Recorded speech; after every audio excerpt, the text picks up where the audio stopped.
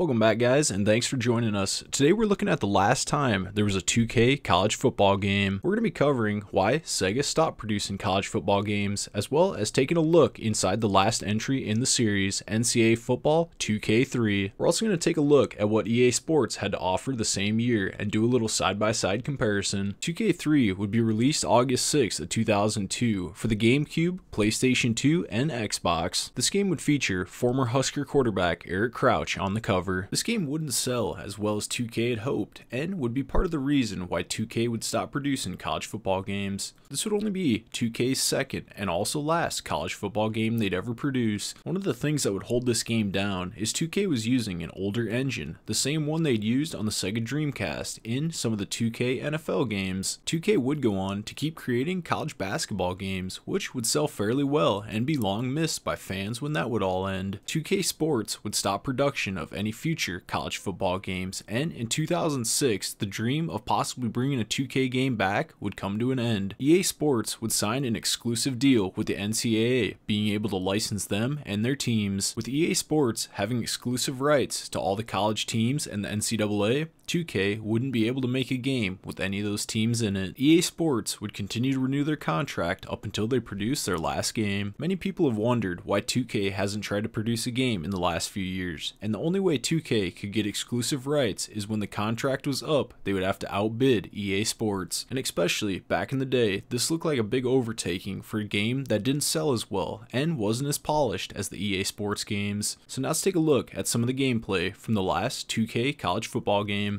Upon loading into the game, we're greeted with an ESPN presentation, and this feels right out of the early 2000s. This game would have a very basic menu and offer a few options similar to NCAA football. Their legacy mode would be the closest thing we'd have to Dynasty, but it'd be lacking quite a few features, and the recruiting wouldn't feel as good as it could. One feature that they had right here that EA Sports was still working on was the Super Sim. You could Super Sim to the end of a game while you were still playing in it. Although you couldn't stop the Super Sim or go play by play, it was still a nice way to get out of a game after you had a big lead put up. Now for the actual mechanics of this game, a lot of people say it's just a reskin of the NFL 2K2. And this doesn't feel quite as fast as a normal college football game was. And NCAA Football 2003 was selling well in the same year. One small detail about 2K3 that I like that should be brought to the new college football game is when a pass is thrown and it hits the ground, it'll actually bounce a lot higher and a lot more realistic than they do in the NCAA Football EA Sports produced games. The stadiums would all look good in this game, but it would be strange. A lot of the crowd would be wearing different colors than you'd expect to see in that stadium. One thing that really blew me away about this game was the announcers. The announcers sounded really good, and it was quite a change from being used to playing EA Sports games with Kurt Herbstreit and Lee Corso.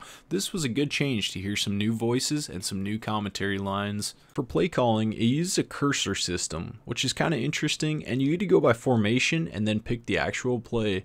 Now it feels kind of cool, but it's just weird doing it with a cursor. When you're kicking PATs or field goals, the net that comes up behind the goalpost is overly big. This is a small thing, and just gives me a reminder that we're playing a game produced in 2002. One thing that seemed to go away in some of the latest college football games produced was the actual ball and having a brand on the ball as well as the model number.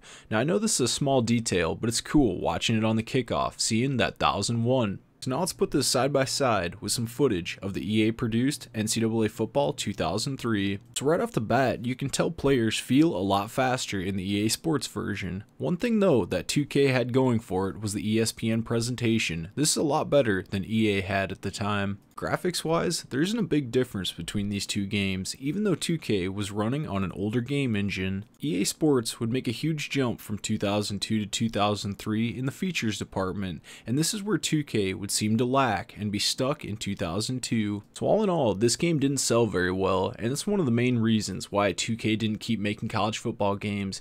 Now it's fun to go back and just play this game and see what features it all has, and really the standout is going to be in the menus and having the ESPN setup. It would have been very cool to see 2K keep making college football games, and I hope someday that licensing deal can be split and 2K could get back in the game. With that out of the way, I want to thank you guys for watching this short video about 2K3. So if you ever played this, let me know in the comments. Anyways guys, we'll catch you in the next video. Thanks for watching.